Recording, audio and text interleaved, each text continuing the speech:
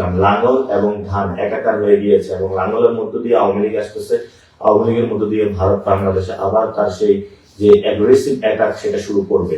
তো আজকে আপনারা দেখেছেন আওয়ামী লীগের একটি কেন্দ্র উদ্বোধন করা হয়েছে, অফিস উদ্বোধন করা হয়েছে, অর্থাৎ তাদের সাথে একটা চুক্তি হয়েছিল, প্রিয় আওয়ামী লীগ তোমরা আমাদেরকে ভোট দিবা এবং ভোটের মধ্য দিয়ে তোমাদের সকল যে অফিসগুলো রয়েছে আমরা খুলে দিব।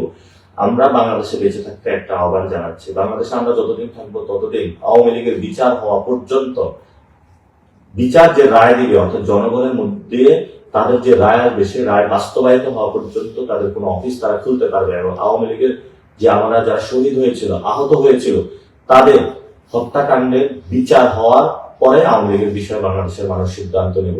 এবং আপনারা জানেন যে সংস্কার প্রক্রিয়া হাবুর যেটা এসেছে সেটাতে বাংলাদেশে জয়ী হয়েছে এবং জনগণ অভূতপূর্ব সাড়া দিয়েছে। কিন্তু আমরা শুনতে পাচ্ছি 200 এর বেশি আসন পাওয়ার কারণে বিএনপি এই বিষয়টা বানচাল করার চেষ্টা করবে।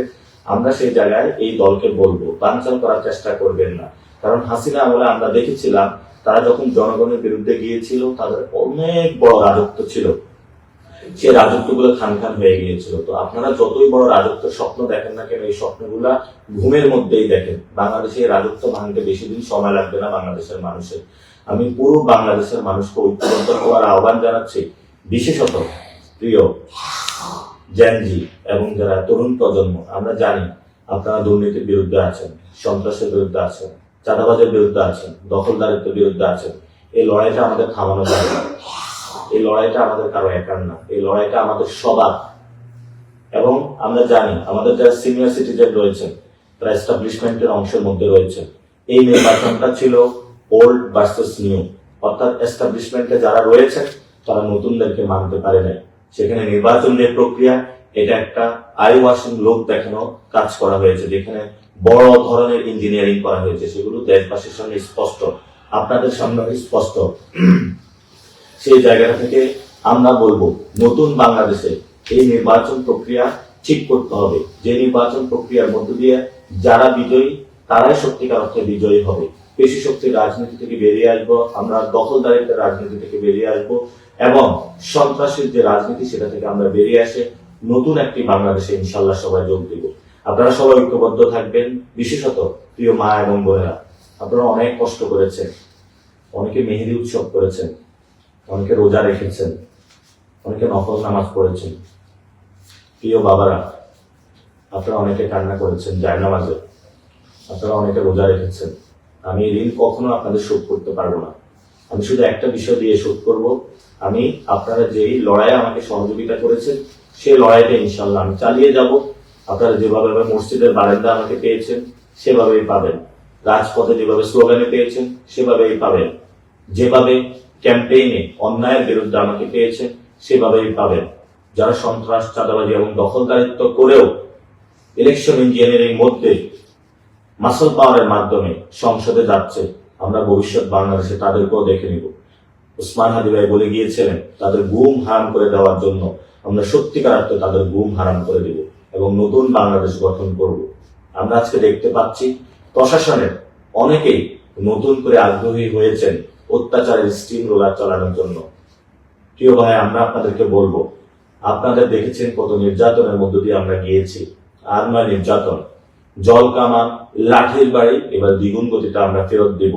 প্রশাসনের বাইরেকে আমরা বলবো এই কল্পনা ভুলেও করবেন না যে নতুন বাংলাদেশের তরুণ প্রজন্মের পিঠের মধ্যে আঘাত করে তাদের রক্তাক্ত করে আপনারা পার পেয়ে যাবেন। আমরা পুলিশ সংস্কারের কথা বলেছি, আপনাদের বিচার এখনো হয়নি, বিচার প্রক্রিয়ার মধ্য দিয়ে প্রত্যেকটা হত্যাকাণ্ডের বিচার প্রক্রিয়ার মধ্য দিয়ে যাবে। আওয়ামী লীগের উদ্দেশ্য বলবো, অনেক ষড়যন্ত্র করেছে দিল্লিতে বসে বসে, বাংলাদেশের মানুষ এই ষড়যন্ত্রের জবাব দিয়েছে, আমরা ইলেকশন করতে সফল হয়েছি। বাংলাদেশের মানুষ সেই জায়গায় আমরা জাতীয় পার্টি এবং আওয়ামী লীগের কফিন কবরস্থ হয়ে গিয়েছে, নতুন করে আর নাড়াচাড়া দেবার কোনো কারণ নাই, গন্ধ ছড়াবে। এই জন্য আওয়ামী লীগ এবং জাতীয় পার্টিকে বলবো বিচারের মুখোমুখি হন। আর আমরা তারেক রহমানকে বলবো কোনোভাবেই আওয়ামী লীগকে পুনর্বাসন করার চিন্তা করবেন না, এটা বাংলাদেশের মানুষ কোনোভাবেই মেনে নিবে না। অ্যাটলিস্ট আমরা যারা রয়েছি তরুণ প্রজন্ম, আমরা কখনো মেনে নিব না। আমরা এই লড়াইটা আরো দ্বিগুণ গতিতে চালিয়ে যাব, নতুন বাংলাদেশ গঠন করব।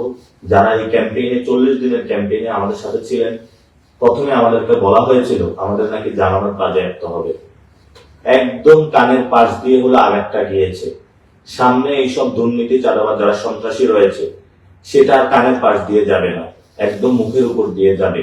এই জন্য বলবো যারা গডফাদার আছেন উচিত শিক্ষা আমরা দেওয়ার চেষ্টা করেছি, কিন্তু আপনারা ইলেকশন ইঞ্জিনিয়ারিং এর আশ্রয় নিয়েছেন। সত্যিকার অর্থে যদি বুকের পাঠা থাকতো আপনাদের, তাহলে এই ধরনের ভোট চুরির মহা উৎসব আপনারা মারতেন না। এই যে মির্জা আব্বাস সাহেব, আপনি একজন ভোট চোর, ইতিহাসে লেখা থাকবে আপনার নাম। আপনি একজন চান্দাবাজের, ইতিহাসে লেখা থাকবে। আপনার সন্তানের সামনে যখন আপনি দাঁড়ান তখন এই জবাবগুলো আপনাকে দিতে হবে। নতুন বাংলাদেশের সামনে এগুলো জবাব দিতে হবে। শুধু আপনি না, অনেকগুলো সন্ত্রাসী যারা জয়ী হিসেবে ঘোষণা করা হয়েছে, অনেকগুলো দখলদার চাঁদাবাজদের, আমরা তাদের বিরুদ্ধে ইনশাল্লাহ রাজপথে নামবো। লড়াইটা আরো নতুন শানিত হবে। প্রিয় তরুণ প্রজন্ম, ঐক্যবদ্ধ থাকুন, সাহস হারাবেন না। আরো দ্বিগুণ সাহস নিয়ে আমরা নামবো, যে সাহসের মাধ্যমে নতুন বাংলাদেশ গঠন করব। সে যাত্রা, সে আহ্বান জানিয়ে আজকে আমি আপনাদের সাথে কথা শেষ করছি। আমার যদি এই চলার পথে কোনো ভুল ত্রুটি এই কয়েকদিনের ক্যাম্পেইন হয়ে থাকে আমাকে ক্ষমা করে দিবেন। অনেকের সাথে উঁচু কথা বলেছি, ইনশাআল্লাহ আমি হয়তো আপনাদের যে জায়গায় রিপোর্ট দেওয়ার কথা সর্বোচ্চটা দেওয়ার চেষ্টা করেছি, ভবিষ্যতে আরো দিব এবং আমরা ইনশাআল্লাহ আগামী ইলেকশনে আরো নতুন শক্তিতে আবির্ভূত হব। আমাদের যতটুকু শক্তি এবং সাহস ছিল এটা আরো দ্বিগুণ করব ইনশাআল্লাহ। ঢাকাতে আমরা জনগণের বানাবো, জনতারই শাসন চলবে। যদি এখানে কোনো ভাই এবং বোনদের উপর আক্রমণ করা হয়, আমরা ইনশাআল্লাহ সবাই মাঠে এসে সমুচিত জবাব দিব তাদেরকে। এক সেকেন্ডের জন্য ইনশাআল্লাহ আমরা বসে থাকবো না। আমাদের কোনো একজন কর্মী, ঢাকা আটের কোনো একটি ভোটারের উপর যদি কেউ আঁচড় বসাতে চায়, আমরা কিন্তু বসে থাকবো না। আমরা সবাই ঐক্যবদ্ধভাবে নতুন ভাবে আবার মাঠে নামবো। সাহস করবেন না আপনারা, এই দুঃসাহস করবেন না। অনেক যথেষ্ট আমরা সহ্য করেছি। আমরা আপনাদের সাথে একসাথে নতুন একটি বাংলাদেশ গড়তে চাই। আপনারা হতাশ হবেন না। অনেকে কান্নাকাটি করেছেন। আমি আপনাদের সামনে আগেই কমিটমেন্ট করেছিলাম আমি কখনো দুর্নীতি, সন্ত্রাস, চাঁদাবাজির সাথে কখনো নিজেকে জড়িত করব না। এই লড়াইটা আমরা চালিয়ে যাব। এই লড়াইটা আমার, আপনার সন্তানের জন্য, আপনার মায়ের জন্য, আপনার বোনের জন্য।